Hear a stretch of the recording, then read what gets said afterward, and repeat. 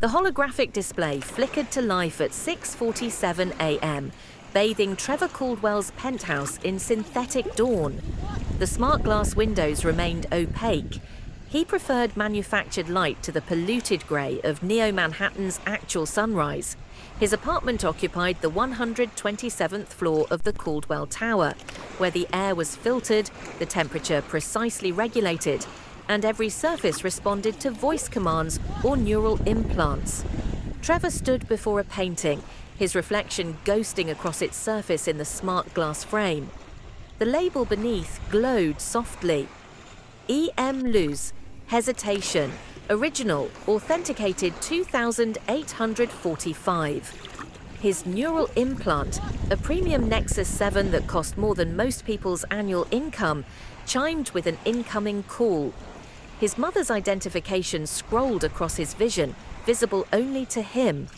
"Accept call," Trevor said, his voice activating the apartment's communication array. Patricia Caldwell's holographic form materialized in the center of the room, life-sized and unnervingly realistic. She sat in what appeared to be her drawing room, though Trevor knew she was probably in bed, using a pre-rendered environment to maintain appearances. "Trevor, darling." Her smile was practiced, perfect. 3 days until the wedding. Tell me everything is proceeding as planned. Everything's perfect, Mother. Victoria is perfect. Her family's neural banking connections alone will triple the gallery's prestige. Trevor touched the painting's frame, and it shifted through a catalogue of other E.M. Luz pieces he supposedly owned. The merger will position Caldwell Galleries as the premier destination for authenticated digital neural art hybrids. And you're certain Eleanor won't cause difficulties? Inviting one's ex-wife to the rehearsal dinner is unconventional. Trevor's jaw tightened imperceptibly. His biometric implant registered the stress spike and released calming neurochemicals automatically. Elena. She'll arrive in that ancient ground car she refuses to upgrade, embarrass herself quietly and leave. She always does. Besides, it projects magnanimity, shows we're evolved enough to maintain civility. Civility, Patricia repeated, her tone suggesting she found the concept quaint. Just ensure she doesn't contaminate the optics. Victoria's family is streaming the event to their entire social network. That's 14 million followers across 3 continents. After his mother disconnected, Trevor stood alone in his precisely curated space. He stared at the E.M. Luz painting, its brushwork somehow organic, despite being displayed on a digital neural canvas that could shift and change at will. The original was locked in his climate-controlled vault. This was one of the reproductions his forger, Marcus, had created. "Thanks for the career, whoever you are," Trevor murmured. Across the city, in the Arts Retention District where the buildings were older and the air quality merely acceptable rather than premium, Eleanor Martinez woke to actual sunlight. Her loft occupied the top floor of a converted textile factory from the early 21st century. The windows were real glass, no smart tinting, no heads-up displays, just honest transparency between her and the world. The space was vast and cold and filled with the organized chaos of serious work. Canvases in various stages of completion, paint in analog form, expensive now since most art was created digitally, brushes that required actual cleaning, and the smell of turpentine mixing with the coffee brewing in her ancient machine. She'd been painting all night. Her current piece showed a figure behind fractured glass. Not digital glass with its perfect rendering of light refraction, but real, physical, broken glass. The figure's face was obscured, but the body language conveyed something Trevor's family would never understand. Quiet strength wrapped in apparent vulnerability. Eleanor picked up a brush, real sable, the bristles worn to her specific touch, and signed the bottom left corner in tiny letters. E.M. Luz. Her phone vibrated. Not a neural implant chime. Eleanor was one of the few people in their socio-economic bracket who'd never gotten the surgery.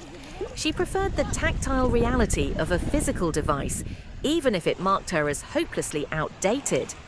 The message was from a contact labeled Mira, 3 days until showtime.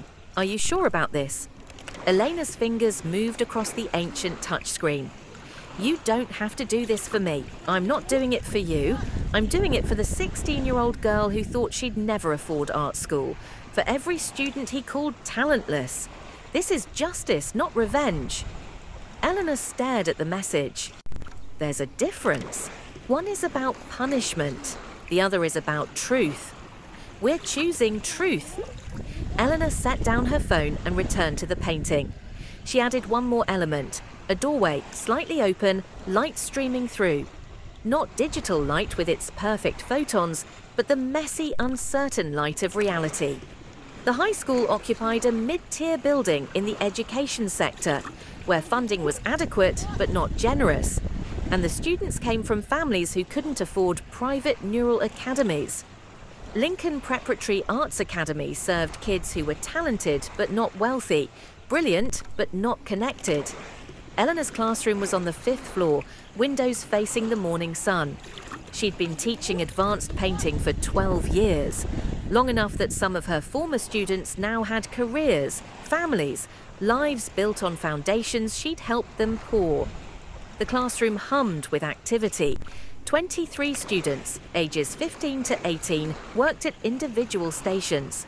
Some painted on traditional canvas, others on digital neural interfaces that translated thought directly into visual art. Eleanor moved between them, her presence quiet but commanding. Miss Martinez! A girl named Keisha looked up from her canvas, frustration evident in every line of her body. This is garbage. I should just quit and get a manufacturing job. Eleanor knelt beside the easel, studying the work. The painting showed a cityscape. Neo-Manhattan's towers rendered in aggressive strokes, the colours angry and beautiful, and technically proficient, but emotionally dishonest. You're lying to the canvas, Eleanor said quietly. What? You're painting what you think I want to see. What you think will get you into art school, but it's not what you need to say. Eleanor touched the canvas, real canvas, not digital, because she insisted her students understand materials. Start over. Paint what scares you. That'll scare me, Keisha gestured at her work. Does it? Really? Eleanor met the girl's eyes. Or does it scare you that you might paint something true and have it rejected? Keisha stared at her canvas for a long moment. Then, without a word, she picked up her palette knife and began scraping the paint away. Another student, a boy with neural implant ports visible at his temples, looked up from his digital interface. Miss Martinez, did you ever paint what scared you? Elena smiled, small, genuine, sad. Every single day. After the final bell, Elena stayed late. A girl named Yara lingered, pretending to clean her station while clearly working up the courage to speak. Miss Martinez, can I ask you something? Always. The Pratt Scholarship, the full-ride one for students from low-income families. Yara's voice dropped. Did you recommend me? The committee makes those decisions, but you have to nominate people, and my family. We can't even afford the application fee, but someone paid it, anonymously. Yara pulled out a thin envelope from her bag. This came with it. Cash, for materials, for a portfolio. Eleanor kept her expression neutral. Someone believes in you. Was it you? Does it matter who? What matters is that you have a chance. Take it. Yara left, clutching the envelope like it contained salvation, which, in a way, it did. What Yara didn't know, Eleanor had funded 12 full scholarships over 8 years. Total investment, $4.2 million won, approximately $400,000 in old currency, all from her EM loose sales, all anonymous. Eleanor's Subaru was a 2039 model, a ground car from before the air tram revolution, running on a hybrid engine that was laughably inefficient by modern standards. The exterior was spattered with paint that no amount of cleaning could remove. The interior smelled like turpentine and coffee, and the accumulated years of a life lived in transit between teaching and creating. She drove it through Neo-Manhattan's lower levels, where the streets were still physical rather than elevated, where buildings grew up rather than hovering on anti-grav platforms. This was the Arts Retention District, where the city kept its creative class contained, accessible but not prominent, valued but not quite respectable. The gallery was unmarked, a brownstone from the 2020s that had survived 3 economic collapses and 2 climate refugees crises. Eleanor parked her Subaru among sleek modern vehicles and automated pods, her ancient car looking like an artifact from a museum. Inside, Gabriella "Gabby" Orozco waited. The gallery was small but impeccably curated, its walls displaying art that couldn't exist digitally. Paintings with actual texture, sculptures you could touch, installations that required physical presence. This was where E.M. Luz's work lived between sales. Gabby looked up from her holographic display as Elena entered. 3 pieces sold this week, 47 million won total. The Guggenheim Digital Neural Wing wants to do a retrospective. They're offering 20 million won just for exhibition rights. Elena set down her bag, canvas, not smart fabric, and studied the current display. One of her earlier works, from before Trevor, before the marriage, before everything became complicated. What percentage to the education fund after expenses? Gabby consulted her display. 82%. Make it 85, I don't need more. Elena. Gabby's voice carried that particular tone of exasperated affection. You're living in an unheated loft with a space heater from 2038. You could afford a premium apartment with climate control and neural responsive systems. I have everything I need. Kids who can't afford art school don't. Gabby shook her head, but smiled. You're impossible. Also, that Interpol agent called again. Adrian Castellanos, 5th time this month. He really wants to meet E.M. Luz. Eleanor's hand stilled on the painting she'd been examining. What does Interpol want with an anonymous artist? He says there are forgeries flooding the neural art market, high-quality digital reproductions being sold as originals. He thinks E.M. Luz should know. Eleanor turned away, studying another canvas to hide her expression. Tell him I appreciate the concern, but I prefer to remain private. Eleanor, if someone is forging your work, I know exactly who's forging my work. Eleanor's voice was quiet, controlled. And in 3 days, so will everyone else. Gabby was silent for a moment. Then, the rehearsal dinner. You're actually going. Patricia Caldwell specifically requested my presence. Apparently, she wants to showcase Trevor's upgrade to his new fiancé's family. It would be rude to decline. It would be sane to decline. Probably. Eleanor picked up her bag. But where's the art in that? Eleanor's Subaru was a 2039 model, a ground car from before the air tram revolution, running on a hybrid engine that was laughably inefficient by modern standards. The exterior was spattered with paint that no amount of cleaning could remove. The interior smelled like turpentine and coffee, and the accumulated years of a life lived in transit between teaching and creating. She drove it through Neo-Manhattan's lower levels, where the streets were still physical rather than elevated, where buildings grew up rather than hovering on anti-grav platforms. This was the Arts Retention District, where the city kept its creative class contained, accessible but not prominent, valued but not quite respectable. The gallery was unmarked, a brownstone from the 2020s that had survived 3 economic collapses and 2 climate refugees crises.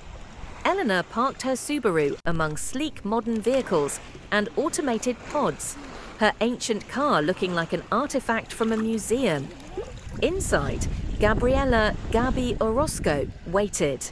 The gallery was small but impeccably curated, its walls displaying art that couldn't exist digitally, paintings with actual texture, sculptures you could touch, installations that required physical presence.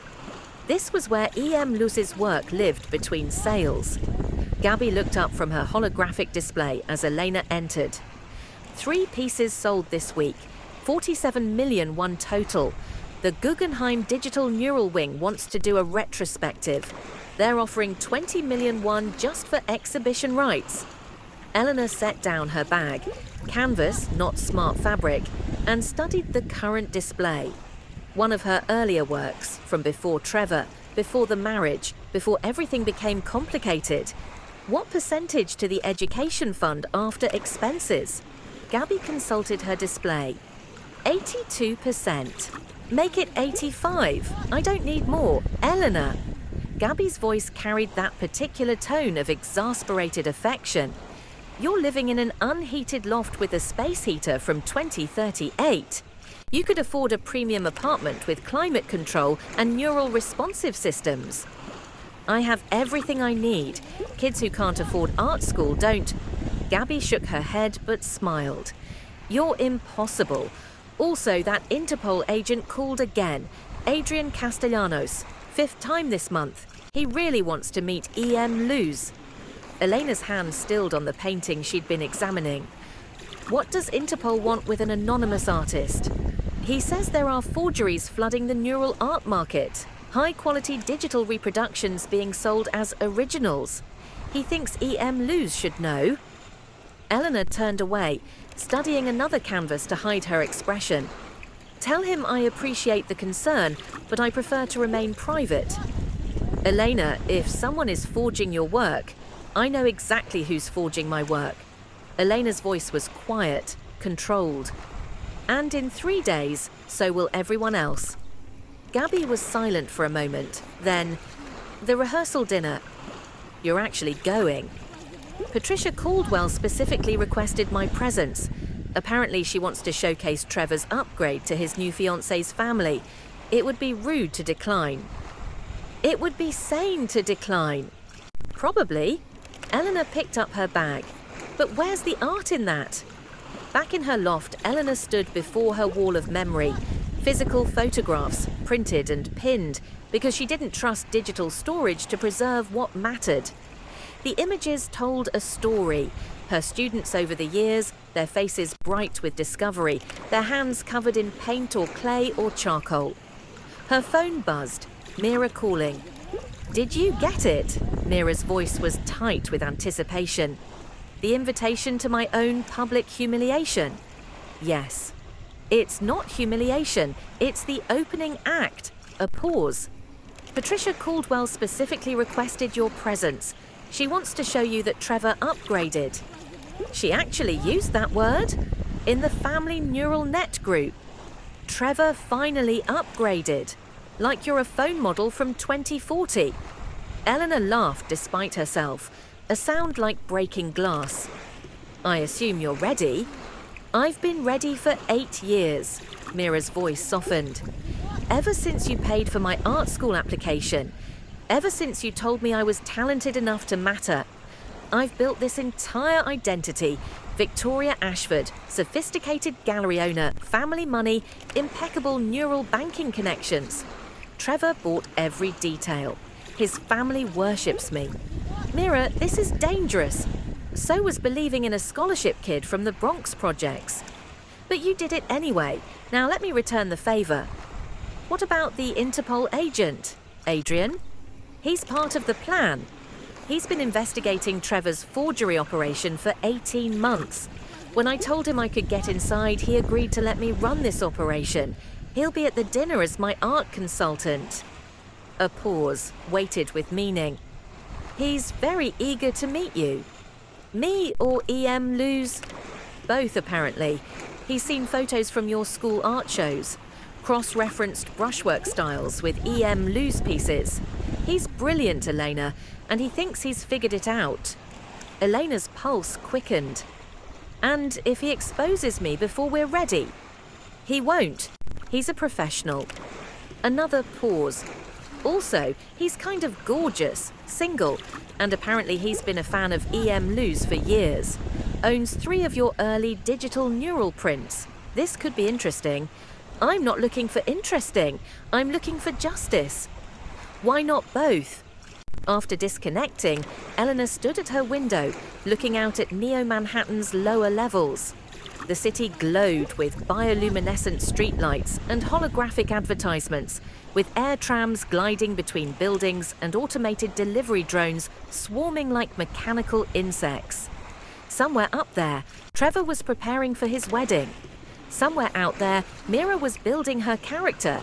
And somewhere, probably in Madrid, if Gabby's research was correct, an Interpol agent named Adrian Castellanos was planning his approach.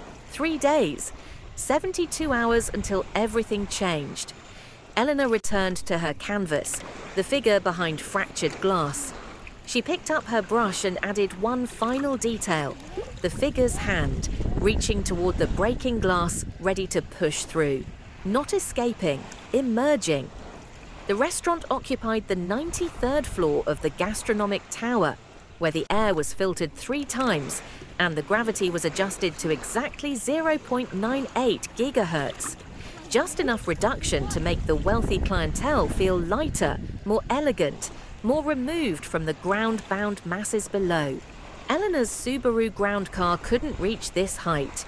She'd parked it at a public terminal on the 40th floor and taken a vertical tram the rest of the way, surrounded by people in designer smart fabric that shifted colors based on their biometric moods.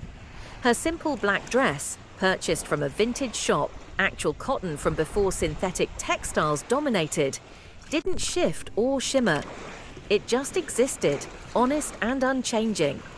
The maitre d's ocular implant scanned her as she entered, his expression flickering through micro-calculations of her net worth, social credit score, and influence metrics. She registered as acceptable but unremarkable. He guided her to the private dining room with professional courtesy that couldn't quite hide his dismissal. The Caldwell family had already arrived, and the room hummed with their collective importance. Patricia and Harrison held court at the center, their neural implants glowing faintly at their temples. Premium Nexus 8 models that cost more than Elena made in 5 years of teaching. Sloane circled the room with her camera drones, the tiny machines capturing every angle for her 823,000 followers. "You guys," Sloane's voice carried across the room, pitched for her audience rather than the people actually present, "we're at Le Ciel Nouveau, literally the most exclusive restaurant in Neo-Manhattan. The waiting list is 2 years long, but Trevor made it happen because he's literally that connected." Trevor stood near the holographic window display, not real windows, but projections showing what the view would look like if the smog and pollution weren't blocking it. He wore a suit that cost $80,001, its smart fabric programmed to subtly enhance his physique and broadcast confidence through micro-adjustments in cut and color. Beside him stood Mira, transformed into Victoria Ashford. She wore a gown that appeared to be made of liquid starlight, actually nanofiber technology that reflected light in impossible ways. The jewelry at her throat and wrists wasn't hers. Eleanor recognized pieces on loan from the Neo-Metropolitan Museum, part of their collection that could be borrowed for significant cultural events by donors of a certain level. Eleanor had donated at that level, anonymously. "Mother, father," Trevor said, his voice carrying that particular tone of orchestrated warmth. "You remember Victoria?"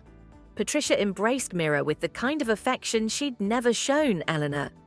"Darling, you look absolutely radiant. This is such an..." She caught herself, recalibrating. "We're just so thrilled for you both." The unspoken end of that sentence hung in the air. Such an upgrade from last time. "Mrs. Caldwell," Mira said, her accent perfect, cultured, educated, expensive. "I'm honored to be joining such a distinguished family."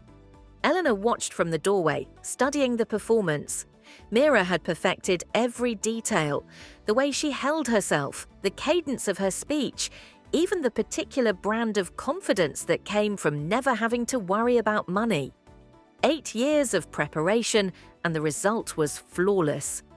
Adrian Castellanos entered behind Elena, and she felt his presence before she saw him. A shift in the room's energy. something primal and immediate that her body registered before her conscious mind could process it. He was tall, his dark hair threaded with silver at the temples in a way that suggested distinction rather than age. His suit was expensive but not ostentatious, well-tailored but not smart fabric. He'd chosen natural materials like her. His eyes swept the room with the trained assessment of someone who saw what people tried to hide. When his gaze landed on Eleanor, something passed between them. Recognition, but not the kind that came from having met before. The kind that came from seeing something essential in another person that resonated with your own hidden truth. "Everyone," Mira announced, her voice carrying that practiced social grace. "This is Adrian Castellanos, my art consultant from Madrid. He's helping authenticate some pieces for our merged collection." Trevor crossed the room to shake Adrian's hand, his grip designed to establish dominance. Adrian's handshake was firm, but not competitive. He had nothing to prove. "Welcome," Trevor said. "Any friend of Victoria's is family." "Thank you for having me." Adrian's accent was slight, his English nearly perfect with just enough Spanish inflection to sound sophisticated rather than foreign. "I'm particularly interested in your E.M. Lewes collection. I understand you represent the artist exclusively." 17 originals, Trevor said, puffing slightly, all authenticated. "E.M. Lewes and I have an understanding." Adrian's smile didn't reach his eyes. "How fascinating! I'd love to discuss the authentication process. I've been studying E.M. Lewes's work for some time." Patricia's voice cut across the room. "Elena! How brave of you to come." The room quieted, every head turned. Eleanor stepped fully into the space, feeling the weight of their collective judgment. Her dress was the same one she'd worn to a charity gala 3 years ago. They would all remember, would all calculate the implications of someone who couldn't afford or wouldn't bother to buy something new. "That's the same dress from the museum benefit, isn't it?" Patricia's voice was loud enough to ensure everyone heard, wrapped in a veneer of concern that made the criticism more cutting. "It is," Elena said warmly, as if Patricia had complimented her. "I love when clothes last. Means they're well made." Sloane's drones immediately reoriented, capturing Elena's arrival. "You guys, Trevor's ex-wife is here. She teaches high school art, living her truth. So authentic." The subtext in her voice was clear. How sad, how pathetic, how small. Harrison approached with the forced joviality of someone performing generosity. "Eleanor, good to see you. Still teaching? Every day, 12 years now? Ever think about doing more?" "Trevor always said you had potential but lacked ambition." Eleanor felt Adrian's attention sharpen beside her, though he said nothing yet. "I paint what I need to paint," Elena said calmly. "Ambition is overrated when you're creating something real." The seating arrangement was revealed. Trevor and Mira at the head, Patricia and Harrison to Trevor's right, Sloane and her tech heir husband to his left. At the far end of the table, the position that screamed least important, 2 seats remained. One for Eleanor, one for Adrian. The stranger and the exile, isolated from the family's inner circle. Adrian sat down beside Elena with the fluid grace of someone comfortable in his own body. When he extended his hand, she noticed the calluses, unusual for someone who supposedly just consulted on art rather than creating it. "Adrian Castellanos," he said. "Apparently I'm sitting at the interesting end of the table." Eleanor took his hand, felt the firm pressure of his grip, the warmth of his palm. The handshake lasted a half-second longer than professional courtesy required. "Elena Martinez, apparently I'm the cautionary tale about marrying above your station." Adrian's eyes, dark brown, intelligent, missing nothing, lit with genuine interest. "Ah, the artist." Eleanor's pulse quickened. "Art teacher. Is there a difference? About 20 million won in annual revenue, a retrospective at the Guggenheim, and critics who take you seriously." Adrian laughed, surprised, genuine, the kind of laugh that couldn't be manufactured or performed. I doubt that. I've spent time in public school art rooms doing research. The creativity per square foot rivals most galleries. Lower budget, infinitely higher impact. Eleanor found herself intrigued despite her careful walls. Research for what? I investigate art fraud for Interpol. Adrian's gaze moved to her hands as he spoke, studying them with professional intensity. You'd be surprised how many forgers start in educational settings. They understand materials, techniques, art history, the unconscious habits artists develop. Eleanor's right hand moved fractionally toward her left wrist, the place where she always signed her work, before she caught herself. Adrian's eyes tracked the movement. His expression didn't change, but something shifted in his posture. Recognition. Sounds fascinating, Elena said carefully. And what brings an art fraud investigator to my ex-husband's wedding? Victoria's a client. She asked me to authenticate some E.M. Lewes pieces Trevor wants to feature in their merged collection. And? Adrian leaned closer, his voice dropping to a register that felt intimate despite the public setting. And I'm very interested in a series of paintings Trevor claims are authenticated E.M. Lewes originals. Because I've been tracking this artist for 2 years, and something about Trevor's collection doesn't resonate. Eleanor's heart hammered against her ribs. She kept her expression neutral, her breathing steady. Years of teaching had taught her how to maintain composure under scrutiny. E.M. Lewes? I'm not familiar. You're lying. Adrian's interruption was gentle, amused, devastating. Your right hand just moved toward your left wrist. That's where E.M. Lewes signs every piece, a tiny EML on the underside of the canvas, always left corner. Artists unconsciously mirror that gesture when they hear their pseudonym. Eleanor stared at him. Around them, the dinner continued. Servers bringing the first course, the family's conversation a distant hum. But in this moment, there were only 2 people in the room. That's very observant, she said quietly, or very presumptuous. I've been trying to meet E.M. Lewes for 2 years. Adrian's eyes held hers, and Elena saw something there that made her chest tighten. Admiration, yes, but also something deeper. Hunger, maybe. The need to understand something that had captivated him. To warn them that someone is flooding the market with high-quality forgeries. The technical skill is there, but he paused, studying her face with an intensity that felt almost physical. The soul is wrong. The soul? E.M. Lewes has this quality in their brushwork, this vulnerability, like every stroke is a question rather than an answer. The forgeries are arrogant, certain. They're painted by someone who doesn't doubt themselves. Elena's voice came out softer than she intended. You can see that?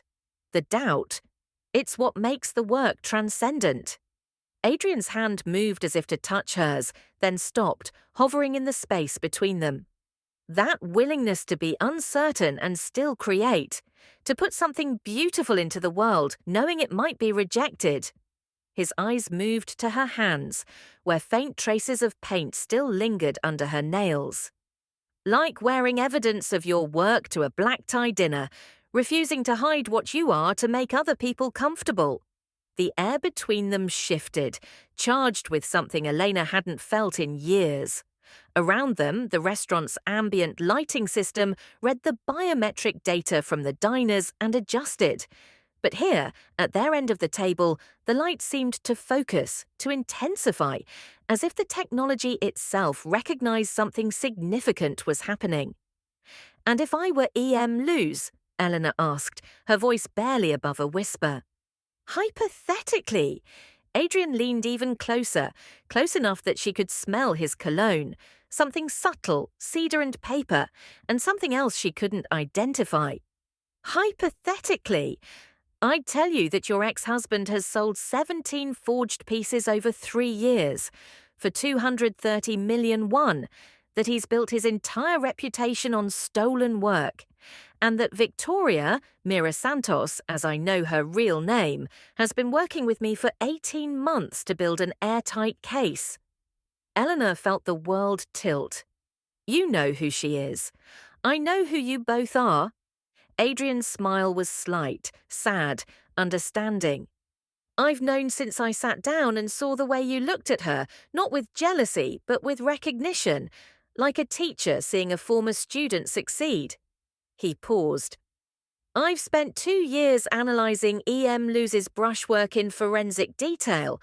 I have your technique memorised, the way you layer paint, building transparency through opacity, the specific pigment mixtures you prefer, the warmth you add to your blacks, the way you cut your blues with unexpected reds, the emotional progression in your colour choices across a series.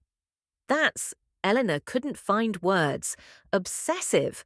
Adrian looked away briefly, and for the first time she saw vulnerability in him. Yes, professional, also yes, but mostly. He turned back to her, and the look in his eyes made her forget to breathe. I own 3 of your early prints, the ones from before you became famous, when you were just starting to find your voice. They hang in my apartment in Madrid. Some nights when I can't sleep, I study them. Try to understand how you capture loneliness without making it pathetic, how you paint hope without making it naive. Eleanor felt something crack open inside her, a door she'd kept locked since the divorce, maybe longer. You own my work. The question is, Adrian said, his voice gentle but carrying an edge of steel, are you here to watch Trevor fall, or to help push? The first course arrived on levitating plates, actual anti-gravity technology used for presentation, because why not demonstrate wealth through unnecessary physics? The food was technically perfect, artfully arranged, and probably tasteless. Eleanor had been to enough of these dinners to know that expense and quality rarely correlated. Patricia's voice carried down the table. Victoria, dear, tell us about your family. Your father is in neural banking, correct? International accounts, Mira said smoothly, playing her role with perfect precision. Based in Geneva, he manages the European division. How wonderful! Patricia's smile was warm, in a way it had never been for Elena. Educated women from distinguished families are so rare these days. Some people marry for love without considering compatibility of background. The implication hung in the air like poison gas, invisible but lethal. Elena calmly ate her first course, something involving foam and microgreens and a protein she couldn't identify. True compatibility isn't about backgrounds, it's about values. Sloane laughed, her camera drones repositioning to capture the exchange. Oh, Eleanor, that's so philosophical. But let's be real, values don't pay for penthouses in Neo-Manhattan. No, Eleanor agreed, but they help you sleep at night.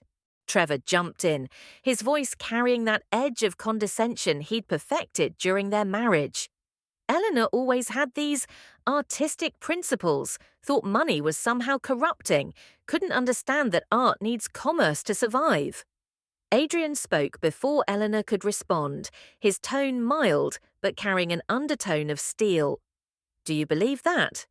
That art needs commerce.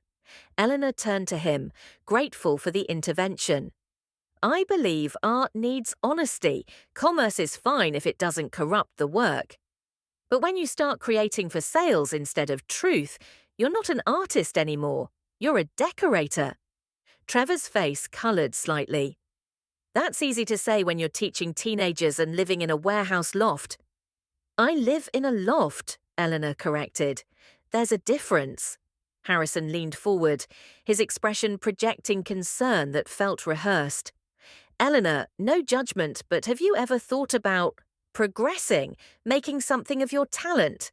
Trevor always said you could if you'd just applied yourself. I've applied myself exactly where I want to be. Patricia's voice was silk, wrapped around a blade. But surely you want more.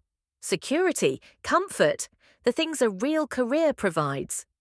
Adrian's hand tightened on his fork. What makes teaching not a real career? Patricia blinked, surprised that someone was defending the exile. I didn't mean, It's just that Eleanor has a master's degree in fine art from Columbia. She could be doing so much more: gallery shows, international sales, making a name for herself. Adrian's voice remained deceptively casual. Perhaps she already has. The table went quiet. Trevor's confident expression flickered. Mira's eyes met Elena's across the distance. A silent question. Ready? Not yet, Elena's slight headshake replied. Let them dig deeper first. The second course arrived, something involving sustainable protein grown in labs, presented to look like traditional meat. The servers moved with choreographed precision, their uniforms embedded with sensors that ensured they maintained perfect posture and spacing. Sloane aimed her phone directly at Elena, her drone circling for optimal angles. So you guys, I'm literally sitting here with Trevor's ex-wife and she's the sweetest. She's still teaching high school even though, she could probably do more, but she's so dedicated to helping kids. It's so pure. The condescension was a knife wrapped in velvet, more damaging for its veneer of kindness. Mira's expression hardened. Sloane, maybe put the phone down. This is family time. My followers are family. 823,000 people care about this wedding. Adrian turned to Elena, his voice quiet enough that only she could hear. Does it bother you? The way they talk about your work? It used to. Eleanor cut her protein substitute into precise pieces. Now I realize people who judge worth by income statements never understood value to begin with. You're remarkably calm for someone being systematically insulted. I learned a long time ago, the best response to being underestimated is to keep working while they celebrate their assumptions. Adrian studied her face, and Elena felt the intensity of his attention like physical touch. You're waiting for something, aren't you? Their eyes met again, and the chemistry between them was undeniable now. Professional respect morphing into something more dangerous, more real. Eleanor felt it in her chest, her stomach, the way her pulse quickened when he looked at her. The third course arrived, the fourth, the fifth, each one accompanied by increasingly cruel commentary from Trevor's family, each barb wrapped in concern or humour or simple thoughtlessness. Trevor, wine emboldened.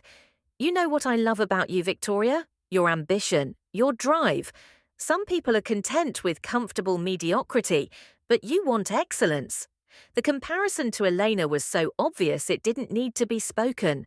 Mira's voice carried a sharper edge than her character should have. I think there are different definitions of success, darling. Of course, Trevor agreed, oblivious to the warning. But let's be honest, some definitions matter more than others. By the fifth course, Patricia had pivoted to a new line of attack. Eleanor, dear, are you seeing anyone? It's been 4 months since the divorce. You should get back out there. Though I imagine it's hard. Men at your age want someone established, successful. I'm not looking. Well, you should be. You're not getting younger, and without children or a real career to show for your marriage to Trevor. Adrian's voice cut through, controlled anger barely contained. Mrs. Caldwell, with respect, perhaps Elena's worth isn't measured by her relationship status or her ex-husband's definition of career success. Patricia's eyes went cold. And you are? Someone who recognizes extraordinary talent when he sees it, even when it's being systematically dismissed by people too blind to see past their own prejudices. Dead silence descended on the table. The sixth course arrived in that silence. Trevor had moved past wine emboldened into drunk, and his cruelty had shed its veneer of civility. You know what your problem always was, Elena. His voice carried to every corner of the room. You were afraid. Afraid of success, afraid of being seen, afraid of wanting more. You hid behind teaching and charity and called it humility. But it wasn't humility, it was cowardice. Eleanor felt something inside her finally snap, not into rage, but into clarity. She set down her fork with deliberate care and looked directly at her ex-husband. You're right. Her voice was quiet, but carried an edge that made everyone lean in to hear. I was afraid. I was afraid of becoming someone who measured human worth in dollar signs, who called kindness weakness and compassion cowardice, who stole from the people they claimed to love and called it business. She paused. But I'm not afraid anymore. Stole? Trevor's face went red. What the hell are you talking about? Adrian stood, reaching into his jacket to pull out his Interpol credentials. The holographic badge projected from a small device, displaying his identification and authority in letters that glowed with official authenticity. Agent Adrian Castellanos, Interpol Art Crimes Division. His voice was calm, professional, final. Trevor Caldwell, I've been investigating you for 18 months for art fraud, forgery, and the sale of counterfeit works valued at over 230 million won. The room exploded. Trevor stood, his chair scraping back. This is insane. Victoria, what is this? Mira rose as well, removing the engagement ring from her finger with deliberate slowness and placing it on the table where everyone could see. This. Her voice was clear, strong, nothing like the soft society girl she'd been playing. This is the end of your performance, Trevor. She turned to face the entire room, and Elena saw her former student transformed. No longer playing a role, but fully herself for the first time all evening. My real name is Mira Santos, she said. 8 years ago, I was a scholarship student at Lincoln Preparatory Arts Academy. My art teacher believed in me when no one else did. She paid for my art school application. She mentored me every day after school for a year. She told me I was talented enough to matter. Mira's eyes found Eleanor. That teacher was Elena Martinez, the woman you've all spent this dinner dismissing, mocking, treating like she's nothing. Patricia's face had gone pale. I don't understand. 8 years ago, Eleanor married Trevor. For 5 years she supported him, emotionally, creatively, financially. Yes, financially. Trevor, want to tell everyone where your exclusive EM Lose collection came from? This is insane. Trevor's voice cracked.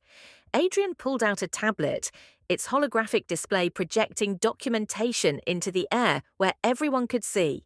Forensic reports, authentication analyses, financial records. The paintings you've been selling as EM Luz originals are forgeries, Adrian said, his voice carrying the weight of irrefutable evidence. High-quality reproductions created by someone with intimate access to the original artist's techniques, materials, and finished works. Someone like a husband, Mira said, who had access to his wife's studio. Sloane's camera drones were capturing everything, her followers watching in real time as the Caldwell family's perfect narrative shattered. Wait, Sloane whispered, her performance persona dropping away. What are you saying? Mira turned to face the entire room. I'm saying that Elena Martinez, the woman you've all treated like a failure, is EM Luz. She's been EM Luz for 12 years. Every painting Trevor built his reputation on, she created them, and he's been forging them, selling fake originals for millions. The silence was absolute. Then Patricia spoke, her voice barely audible. That's impossible. Eleanor is a high school teacher.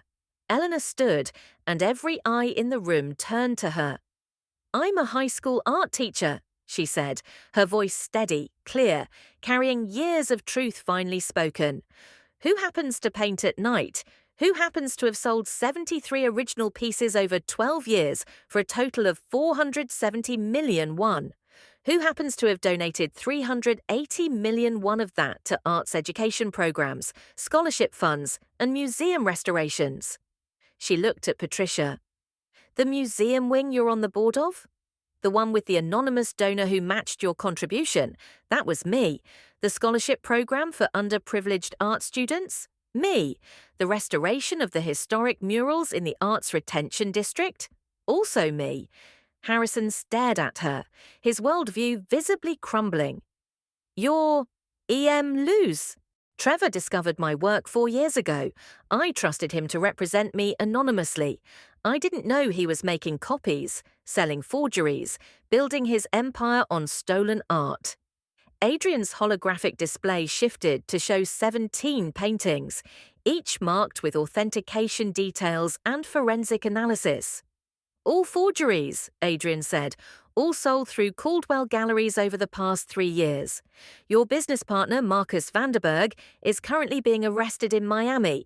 He's agreed to testify in exchange for a reduced sentence. Trevor turned on Mira, desperate, cornered. You bitch, you set me up. This whole relationship wasn't real. Mira's voice carried no satisfaction, only weary justice. You're right. I spent 8 years building an identity just to get close enough to help prove what you've been doing. Why? Trevor's voice broke. What did I ever do to you? Mira's voice finally showed emotion. Years of anger, hurt, vindication. When I was 16 and showed you my portfolio, Eleanor's star student, you looked at my work and told me I should consider a realistic career. You told Elena she was wasting her time on charity cases like me. You made her doubt the one thing she was absolutely right about. Eleanor spoke quietly. Mira, you didn't have to. Yes, I did. Mira's eyes were fierce. Because you saved my life and never asked for anything. You just believed, and he tried to make you think that was weakness. Patricia turned to Elena, and for the first time there was no condescension in her expression. Only shock. Why didn't you tell us? If you're EM lose, if you have all this success, why let us treat you like you were nothing? Eleanor looked around the table, at the family who had dismissed her, the wealth that had defined worth, the technology and status and performance that had seemed so important. Because I wanted to know who you all were when you thought I had nothing to offer, she said quietly. I wanted to see if any of you valued me, Elena the teacher, Elena the person, instead of what I could do for your social standing. She let the words settle, and I learned that you don't. Adrian moved to stand beside her, and his presence felt like solidarity, like understanding, like something she hadn't realized she'd been missing. The dinner was over, the performance had ended, and Elena, for the first time in years, felt free. The restaurant's management had quietly sealed the private dining room, not physically, but digitally. The smart glass walls went opaque, blocking the view from curious diners in the main restaurant. Privacy protocols engaged, jamming any unauthorized recording devices. Only Sloane's verified camera drones continued to capture footage, streaming to her 823,000 followers who were watching a carefully curated family celebration dissolve into criminal revelation. Trevor stood frozen, his perfectly programmed smart fabric suit flickering as his biometric stress signals overwhelmed its adaptive algorithms. The material couldn't decide what emotion to project: confidence, anger, fear. So it cycled through all three, making him look unstable. This is entrapment, he said finally, his voice tight. You orchestrated this. We documented your crimes, Adrian corrected, his tone professionally neutral. There's a distinction. He gestured to the holographic display still hovering above the table, showing 17 forged paintings with their authentication trails. Each of these pieces was sold with certificates of authenticity bearing your signature. Each claimed to be an original EM Lose work, all are reproductions. Elena authorized, Trevor started. I authorized the sale of my original work, Elena interrupted, her voice carrying a steel she'd never used during their marriage. Through Gabby's gallery in Brooklyn, every piece is documented. These, she gestured at the holographic evidence, are not on that list. Harrison found his voice, his old money authority reasserting itself despite the circumstances. This is a family matter. It can be handled privately. Art fraud across 17 countries with a cumulative value exceeding 230 million won is not a family matter, Adrian said. It's an international crime. Patricia's neural implant flickered. She was accessing information, probably consulting with lawyers through her neural net connection. Her face went progressively paler as she absorbed whatever data was streaming into her consciousness. "The news feeds," she whispered. "It's already spreading." Sloane's stream. They all turned to Sloane, whose camera drones continued their relentless documentation. Her face showed genuine shock. Her influencer persona completely dropped. "I can't stop it. It's live. 1.2 million people are watching now." Eleanor felt a flicker of something, not quite satisfaction, but a sense of cosmic balance. For years, this family had performed their success for audiences, measuring worth in followers and engagement metrics. Now that same technology was documenting their unraveling, Mira moved to stand beside Elena, the borrowed jewelry catching the restaurant's ambient lighting. "For what it's worth, Patricia, the museum pieces I'm wearing?" Elena's anonymous donations made it possible for the Neo Metropolitan to acquire them. "The loan program you're so proud of championing?" She funded it.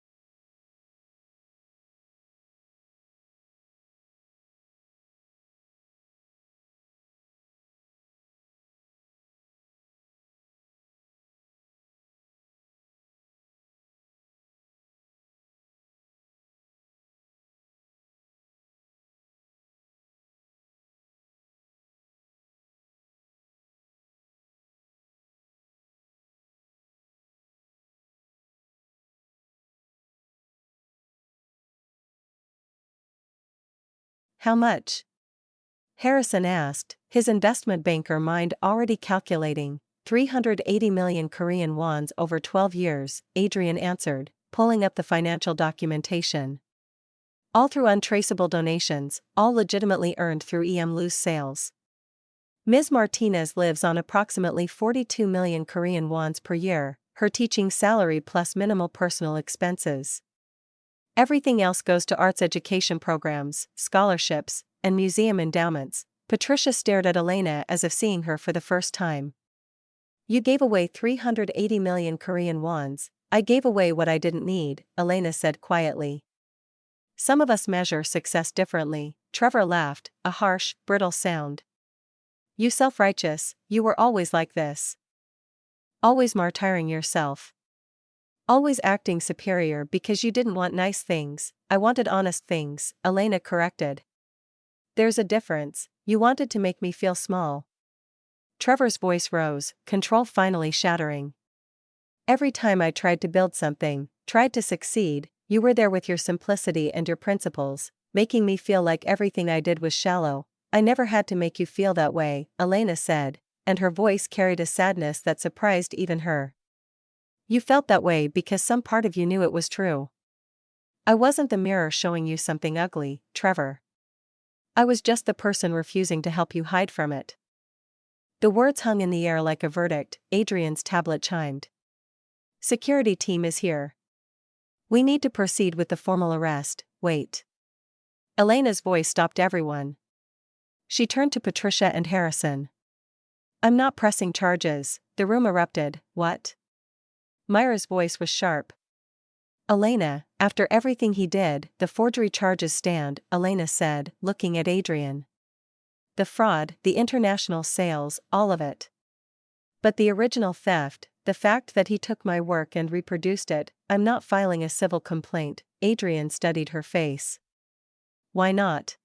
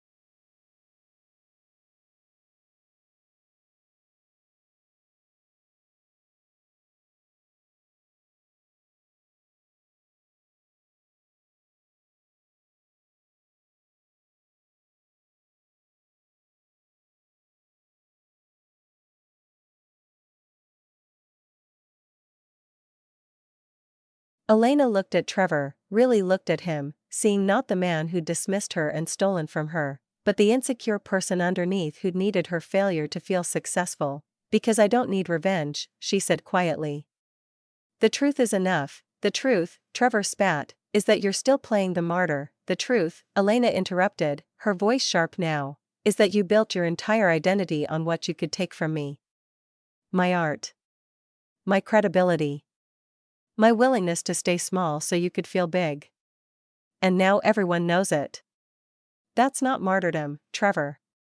That's just facts. Harrison cleared his throat. Elena, perhaps we should discuss this privately. If you're willing to be reasonable about the civil matters, the family could offer compensation. For your discretion, you want to pay me to be quiet about being loose? Elena almost laughed. I have 90 million Korean wons in liquid assets, Harrison. I don't need your money. Patricia's eyes widened. You kept 90 million Korean wons? But you said you gave away 380 million Korean wons. I kept enough to be comfortable and give more in the future. That's called financial planning, Patricia. Not poverty. Sloane's voice was small, younger than her influencer persona had ever sounded. I'm so sorry. I treated you like you were nothing. Elena turned to her, seeing the younger woman clearly for the first time. You treated me like your family taught you to treat people who didn't perform success the way you understood it. That's not entirely your fault, but it's still my fault, Sloane said. I'm 28 years old. I should have known better. Yes, Elena agreed. You should have. Adrian's tablet chimed again. Elena, I need a clear answer. Are you filing civil charges for the original theft, or just supporting the criminal fraud case? Elena took a breath, feeling the weight of the decision. Filing civil charges would mean years of litigation, of having her life and her art dissected in public.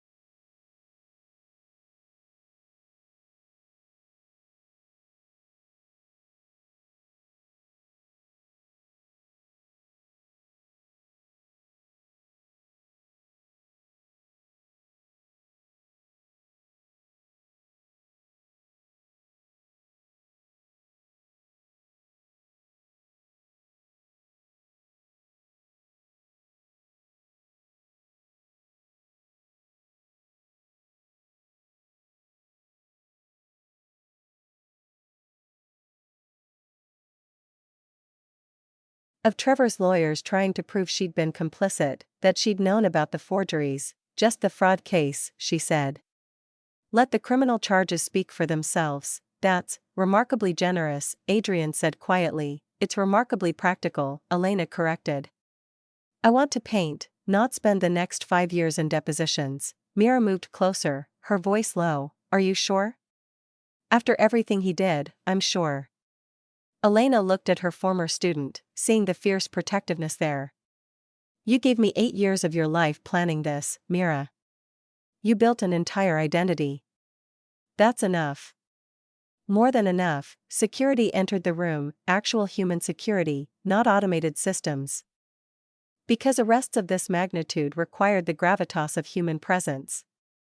They were professional, efficient, almost gentle as they approached Trevor. Trevor Caldwell, you're under arrest for art fraud, forgery, and the sale of counterfeit works. The lead officer began reading his rights from a neural display only he could see, the words appearing in his vision while his mouth spoke them aloud. Trevor's smart fabric suit finally gave up trying to project confidence. It went neutral gray, the color of defeat. As they led him away, he looked back at Elena. For a moment, something human flickered across his face, not quite remorse, but recognition. An acknowledgement that he'd lost more than his freedom. He'd lost the narrative. After he was gone, the room exhaled collectively. Patricia sat down heavily, her perfect posture finally collapsing. What happens now? Adrian began collecting his evidence displays, the holograms winking out one by one. The investigation proceeds. Trevor will likely face 5 to 8 years if convicted. Marcus Vanderberg is cooperating, which strengthens the case considerably. Caldwell galleries will be audited. Any remaining forged pieces will be seized.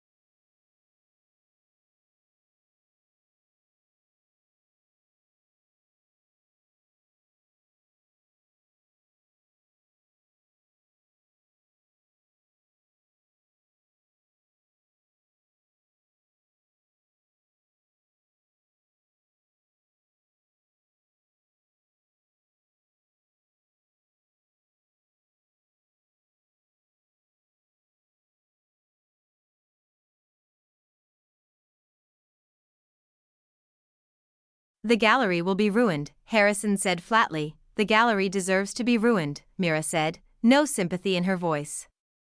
It was built on fraud. Patricia looked at Elena, and for the first time, there was something like respect in her eyes. You knew. All this time, you knew he was forging your work, and you said nothing. I documented everything, Elena corrected. I waited until I had proof. Until I had people. She glanced at Mira and Adrian, who could help me expose it properly. That's not saying nothing. That's being strategic. You could have told us, and you would have believed me? Elena's voice was gentle but firm. Patricia, you told me at our wedding that I wasn't good enough for your son.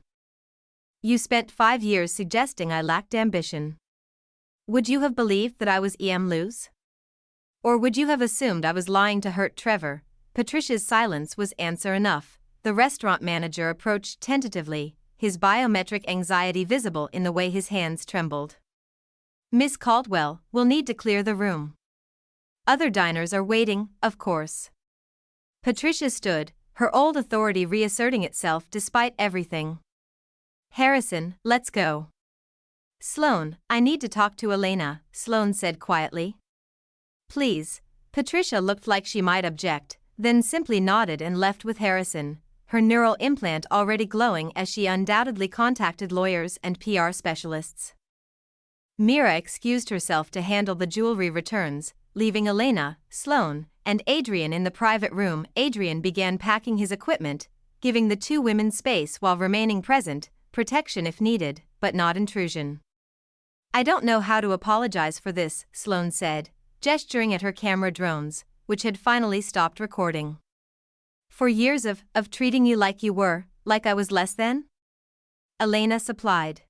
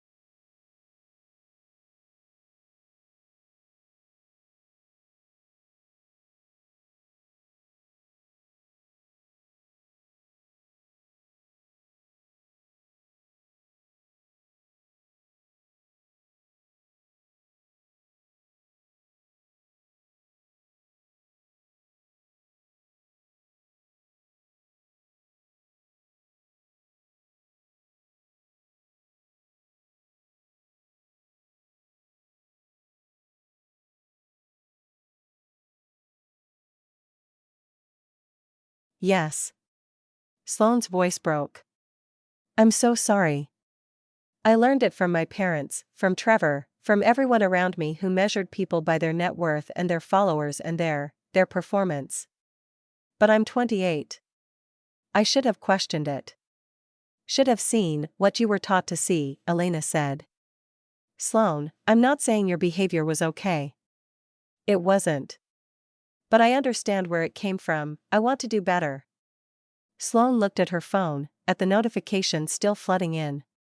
My followers, the ones who watched the stream, they're furious. At Trevor, at my parents, at me for how I treated you. And they're right to be. What are you going to do about it? Sloane was quiet for a moment. Then, use my platform for something real. Stop performing and start being honest. Maybe that's naive, but it's not naive, Elena said. It's growth. That's different, Adrian's voice carried from across the room. Elena, we should discuss next steps. The trial will require your testimony, I know, and there will be media attention. A lot of it. Luz's identity reveal, the fraud case, the personal connection, it's going to be everywhere. Elena felt her stomach tighten. The anonymity she'd carefully maintained for 12 years was gone. By tomorrow, her face would be on every news feed, her privacy destroyed, her quiet life impossible. Adrian must have seen something in her expression because he crossed the room quickly.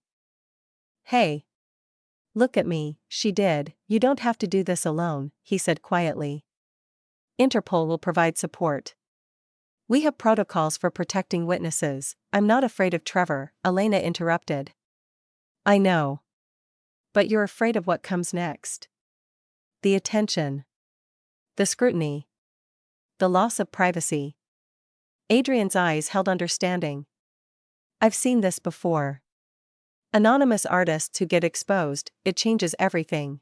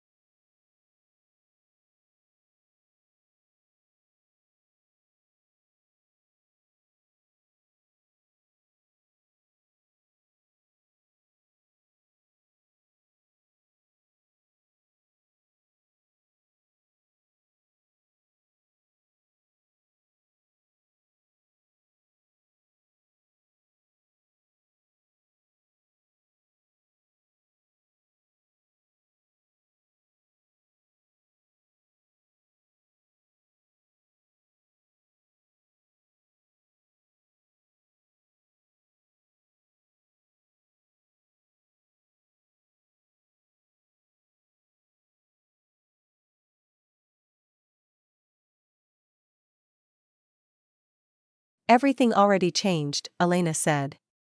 The moment I decided to stop letting Trevor steal from me. The moment Mira agreed to help.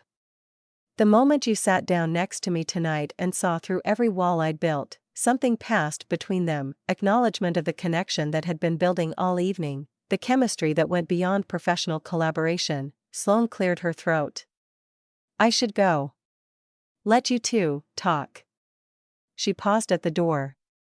Elena? Thank you. For not being cruel when you could have been. I'll try to deserve that kindness. After she left, Elena and Adrian stood in the empty restaurant, the ambient lighting slowly brightening as the privacy protocols disengaged. So, Adrian said, a slight smile playing at his lips. Lose. In person. After 2 years of searching, was I what you expected? No. His smile widened. You're better. The art is brilliant, but the person behind it, the way you handled tonight, the grace you showed people who didn't deserve it, that's extraordinary. Elena felt heat rise in her face. I spent 5 years married to a man who stole from me. That's not extraordinary. That's human? Adrian supplied. Elena, you discovered the theft and instead of lashing out, you built a case. You documented everything. You protected your work and your students and waited for the right moment. That's not weakness. That's wisdom. Or cowardice. Trevor might have been right about that. Trevor was wrong about everything. Adrian stepped closer, and Elena felt the pull of him, professional competence wrapped around something warmer, something that made her pulse quicken. You want to know what I think? What? I think you're terrified of being seen. Of being known. You hid behind teaching, behind anonymity, behind giving your money away. Tonight you had that control taken away, Adrian continued. And you're scared of what comes next. Of being lose publicly. Of having opinions and critiques and judgment aimed at you instead of at your work. You're very perceptive for someone I just met. I spent 2 years studying your art. Your brushwork, your color choices, the vulnerability in every piece. I know you, Elena Martinez. Maybe better than you think. That's presumptuous, is it? Adrian's voice dropped lower, intimate despite the public space. Tell me I'm wrong. Tell me you're not terrified right now of what happens tomorrow when your face is on every news feed and every art critic wants an interview and every gallery in the world wants a piece of you. Elena couldn't say it. Because it was true. What if I can't handle it? She whispered. Then you'll learn, Adrian said simply. The same way you learned to paint. The same way you learned to teach.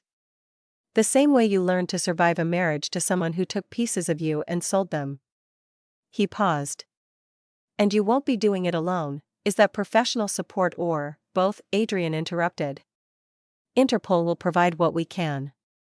But I'm also offering something personal. He reached out, his fingers brushing her wrist, the place where she signed her paintings. I'd like to take you to dinner. Away from all of this. Somewhere quiet where we can talk about art and teaching and the death of Impressionism without criminal investigations in the background.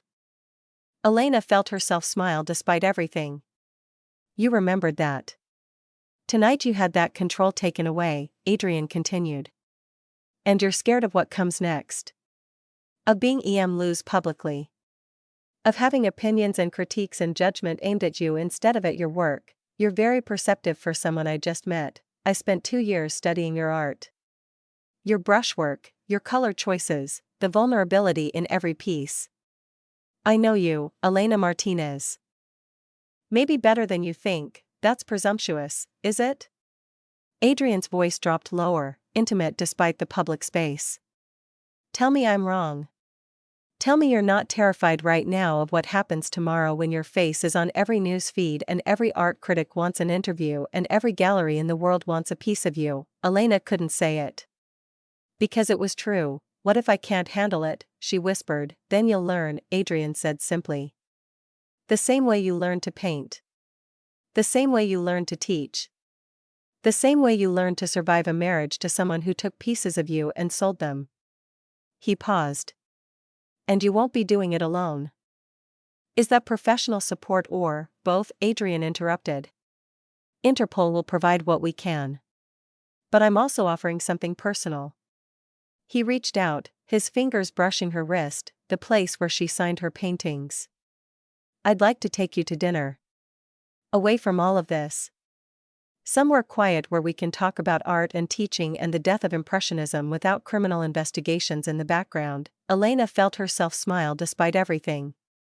You remembered that. Then she thought about the way he'd defended her to Patricia. The way he'd studied her art for 2 years, learning her technique, understanding her vulnerability. The way he looked at her like she was someone worth knowing. Not just someone worth representing. Yes, she said. Dinner. But somewhere with actual food, not foam and microgreens. Adrian laughed, warm, genuine, promising. I know exactly the place. Elena didn't sleep. She returned to her loft as dawn broke over Neo-Manhattan, the sun's light filtered through pollution into something amber and surreal. Her space felt different, not physically, but emotionally. As if the revelation at dinner had changed the molecular structure of the place where she created. Her phone had been ringing since midnight. She'd silenced it hours ago, but the notifications kept coming, news requests, gallery offers, interview demands. By morning, she had 1,847 missed calls and 6,329 unread messages. She ignored all of them and painted. The canvas she chose was large, 2 meters by 3, the kind of scale she rarely attempted because of cost and storage. She mixed her paints with methodical precision, titanium white cut with transparent oxide red, her blacks warmed with burnt sienna, her blues shocked with unexpected cadmium orange. She painted Elena Martinez, not as others saw her, but as she saw herself. A figure emerging from fractured glass, not breaking through in violence but stepping through with quiet determination. Behind her, shadows of the people who judged her, dismissed her, stolen from her. Before her, light, uncertain, tentative, but real, she worked through the morning, through the afternoon, barely aware of time passing. This was how she'd always processed emotion, through color and form, through the physical act of making something visible that had lived invisible in her chest. When she finally stepped back, her hands aching and paint splattered, she saw what she'd created, not revenge, not anger, but release. Her door buzzed. The physical intercom, no neural connection, no smart systems, just a button and a speaker. Yes, Elena? It's Gabby. And I brought food because I know you haven't eaten. Elena opened the door to find Gabby holding bags from the Thai place on the corner, the smell of basil and chili making Elena suddenly aware of her hunger. The phones at the gallery haven't stopped ringing, Gabby said, setting food on Elena's one small table. The Guggenheim wants to move up the retrospective. 3 museums want to acquire pieces. CNN wants an interview. The New York Times, NPR, BBC, everyone wants to talk to you. I don't want to talk to anyone, I know. Gabby handed her pad thai in a compostable container. But Elena, you can't hide forever. Luz is public now. You're public now. I liked being private, you liked being safe, Gabby corrected gently. There's a difference. Safe means no one can hurt you. But it also means no one can see you. Really see you. Elena thought about Adrian's words from the night before. You're terrified of being seen. Someone saw me last night, she said quietly. Gabby's eyebrows rose. The Interpol agent? Adrian, he wants to take me to dinner, of course he does. He's been obsessed with Luz for 2 years. And now he's met you and realized the person is even more interesting than the art. Gabby smiled. Are you going? I said yes, good. You need someone who sees you, both versions of you. Elena the teacher and Luz the artist and the person who's both and neither and more. They ate in comfortable silence for a few minutes. Then Gabby spoke again. Trevor's lawyers are already trying to discredit you. Saying you were complicit in the forgeries, that you knew all along, that you're only claiming ignorance now to avoid your own charges. Elena felt her jaw tighten. I expected that. Adrian's team has documentation proving otherwise. Your dated photographs of original works, your authentication records with my gallery, the timeline of when you discovered the forgeries. It's airtight. Gabby paused. But it's still going to be ugly. They're going to try to destroy your reputation, let them try. Elena set down her food. I have 12 years of work. 73 original pieces. Hundreds of students who can testify to who I am and what I teach. Trevor has 17 forgeries and a criminal record. The truth will hold. When did you become so confident? Last night. When I stopped being afraid of being seen, Gabby studied her. You're different. Something shifted. Everything shifted. Elena looked at her newest painting, the figure emerging from fractured glass. I spent 5 years hiding from Trevor, then 4 more years hiding from exposure. I'm done hiding. Her phone buzzed, the physical device she still preferred over neural implants. The number was unknown, but something made her answer. Ms. Martinez? This is Dr. Jennifer Walsh from Columbia's MFA program. I taught your advanced color theory course 12 years ago. Elena remembered her, brilliant, demanding, uncompromising. Dr. Walsh. Hello, I saw the news. About Luz. About you. A pause. I wanted to tell you that I'm not surprised. You were the most talented student in that program. The most genuinely talented. When you dropped out after 1 year, I knew it wasn't because you couldn't do the work. It was because you'd already moved beyond what we could teach you. Elena felt unexpected tears sting her eyes. I dropped out because I couldn't afford it, I know. I tried to get you a full scholarship, but the committee, well. They made decisions I didn't agree with. Another pause. I want you to come speak to my current students. Show them that success doesn't look like they think it does. That the most important thing isn't getting gallery representation or winning prizes. It's making honest work and finding ways to keep making it. I'll think about it. Please do. And Elena? Congratulations. Not on being exposed, I know that's complicated. But on 12 years of extraordinary work. On choosing teaching alongside creating. On being who you are despite everyone telling you it wasn't enough. After she hung up, Elena stood at her window, looking out at Neo-Manhattan in daylight. Down in the Arts Retention District, she could see Lincoln Preparatory, the school where she taught. Tomorrow she'd have to face her students, her colleagues, the administration. They'd all know now. The quiet art teacher was actually Luz. Her door buzzed again. This time it was Adrian, holding coffee from the place across the street, the one that still used actual coffee beans instead of synthetic alternatives. How did you know where I live? Elena asked, though she wasn't upset. I'm an investigator. It's literally my job. He offered her the coffee. Also, I wanted to check on you. Last night was intense. Elena took the coffee, their fingers brushing. How did the arrest process go? Trevor's in federal custody. His lawyers are already spinning, but the evidence is solid.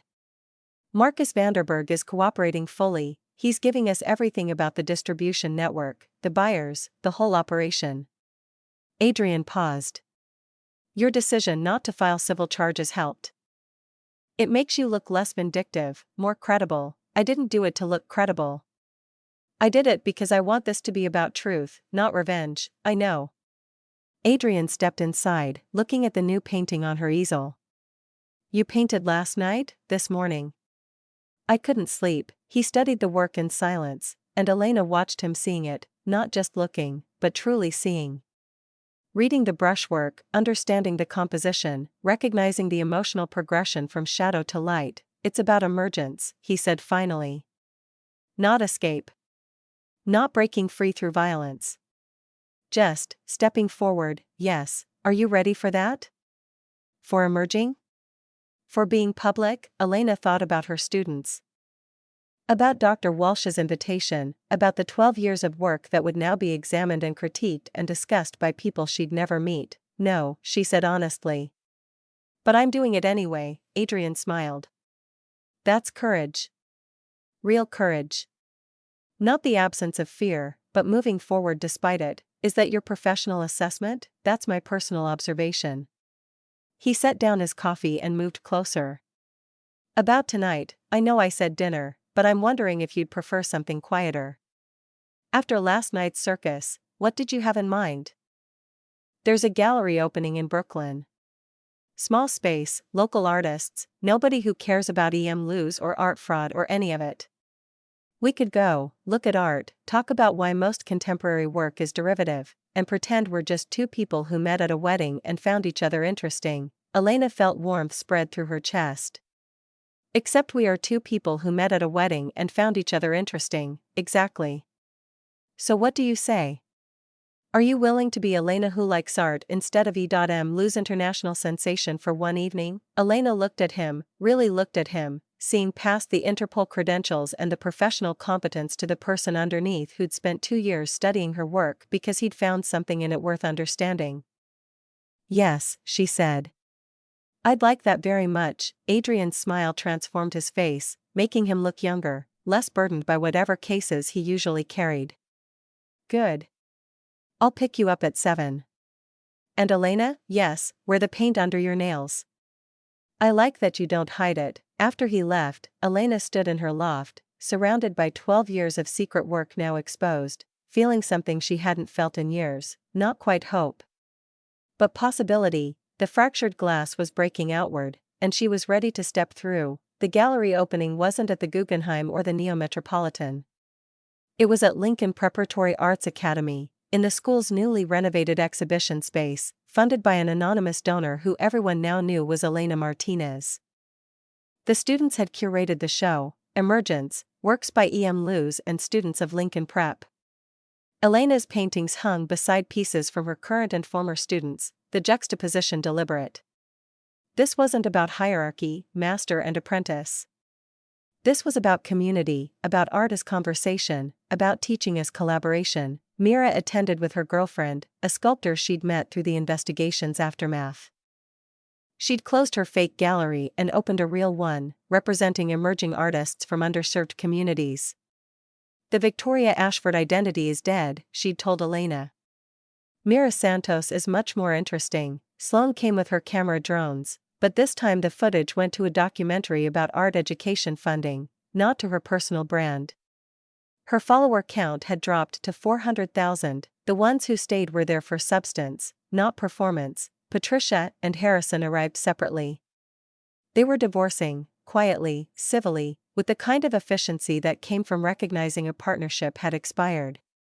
Patricia had stepped down from the museum board, was volunteering at community art centers. I'm learning, she'd told Elena stiffly, that there are different ways to contribute. Trevor was serving 5 years at a minimum security federal facility.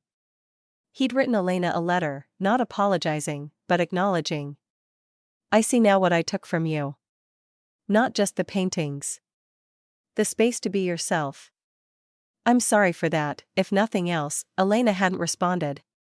Some things didn't need continuation. Adrian moved through the gallery with her, his hand occasionally finding hers when the crowd pressed close. They'd been dating for 6 months, slowly, carefully, two people learning each other beyond the drama of their first meeting. He still owned her early prints. She'd started painting portraits of him, not for sale. Just for them. How does it feel? He asked, gesturing at the exhibition. Being public? Being seen. Elena looked around the gallery, at her students beaming beside their work, at former students she'd helped who'd come to celebrate, at the community she'd built through 12 years of quiet dedication now made visible. Terrifying, she admitted. And necessary. And right. Good answer. Dr. Walsh approached, elegant in her 60s, still teaching, still demanding excellence from her students. Elena, the MFA committee wants to offer you a full professorship. Department chair of studio practice. You'd have autonomy to build the program as you see it should be built. I'm still teaching high school, we're aware. We're proposing a dual appointment, 3 days here, 2 days at Columbia. Your current students stay your priority. We adjust to you, not the other way around. Elena felt Adrian squeeze her hand encouragingly. Can I think about it? She asked. Take your time. But Elena? The art world is better with your voice in it. Fully in it. Not just through your work, but through your teaching, your philosophy, your refusal to let success corrupt authenticity. After Dr. Walsh left, Adrian pulled Elena aside. "What are you thinking?" "I'm thinking about the figure in my painting," Elena said. "The one emerging from fractured glass. I thought stepping through meant leaving teaching behind. But maybe it just means bringing all of myself to everything I do, so you'll take it?" "I think so." "Yes." Elena looked up at him. "Is that naive? To think I can teach high school and Columbia and keep painting and have a relationship and, it's ambitious," Adrian corrected. "There's a difference," Elena laughed, real, unguarded, free. "Trevor once told me I lacked ambition." "Trevor was wrong about everything." Adrian kissed her forehead. "You're the most ambitious person I know. You just measure success differently." A student approached, Keisha, the girl who'd wanted to quit painting 6 months ago. She stood in front of her own piece in the exhibition, a powerful abstract that had already received 3 purchase offers. "Ms. Martinez? Thank you. For everything. For believing I was an artist before I knew it myself." Elena remembered herself at that age, uncertain, afraid, convinced that art was a luxury she couldn't afford. Someone had believed in her too, had kept her going through the years when success seemed impossible. "You did the work," Elena told her. "I just opened doors. Isn't that what teaching is?" Keisha asked. "Opening doors so other people can walk through." Elena felt tears sting her eyes, good tears, grateful tears. "Yes. That's exactly what it is." As the evening wound down, as the crowd thinned and the students began celebrating in that particular way of young people who've achieved something significant, Elena stood with Adrian in front of her newest painting. It was called Emergence. And it showed a figure fully emerged from fractured glass, standing in light, hands open and paint-stained, face lifted towards something the viewer couldn't see but could sense: possibility, future, truth. "What do you see?" Elena asked Adrian. He was quiet for a long moment, studying the work with the intensity he brought to everything. Then, "I see someone who stopped performing. Who stepped into authenticity and found it more valuable than any gallery price could measure. That's the best review I've ever received." "It's not a review. It's just truth." He turned to her. "You know what I realized while investigating Trevor?" "What?" "The forgeries weren't just technically inferior. They were spiritually empty. Because he was copying surfaces without understanding depth. Replicating form without grasping substance. He could mimic your technique, but he couldn't capture your truth. Because truth can't be stolen," Elena said. "Only lived." "Exactly." Adrian pulled her closer. "And you've been living your truth this whole time. Before the exposure, during it, after it. That's why the work resonates. That's why people see themselves in your paintings. You're not performing authenticity. You're embodying it." Elena leaned against him, feeling the solid warmth of him, the reality of connection after years of isolation. "Thank you. For seeing me. Both versions. All versions. Thank you for letting me." They stood together in the gallery, surrounded by art and students and the messy, beautiful evidence of a life lived according to values that couldn't be measured in followers or revenue or social credit scores. Elena thought about the figure in her painting, emerged, open, paint-stained, unafraid. That figure was her, and she was finally, completely, herself.